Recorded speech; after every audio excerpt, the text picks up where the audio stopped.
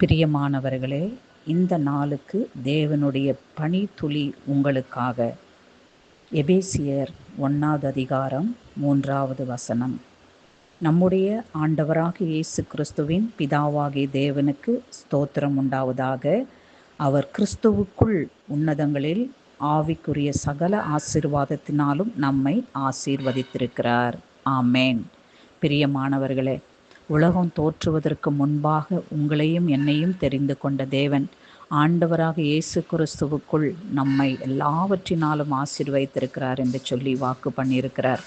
இப்படிப்பட்ட ஆசீர்வாதங்களை கொடுத்திருக்கிற தேவன், அவர் நமக்கு இத்தகைய நன்மைகளை கொடுத்திருக்கிறபடினால் நாம் எதை குறித்தும் கவலைப்படாதபடிக்கு நம்மளுடைய ஆசீர்வாதங்களும் நம்முடைய நன்மைகளும் அவரிடத்துல தான் உண்டு என்பதை உணர்ந்து இந்த நாளில கூட உங்களுடைய எல்லா தேவைகளை குறித்தும் உன்னதத்தை நோக்கி இயேசு கிறிஸ்துவின் நாமத்தில் ஏறெடுத்து அந்த நன்மையை சம்பூரணமாய் நீங்கள் பெற்றுக்கொள்ள வேண்டும் என்று இயேசு கிறிஸ்துவின் நாமத்தில் ஜெபிச்சு உங்களை வாழ்த்துகிறேன். God bless you. ஆமென்.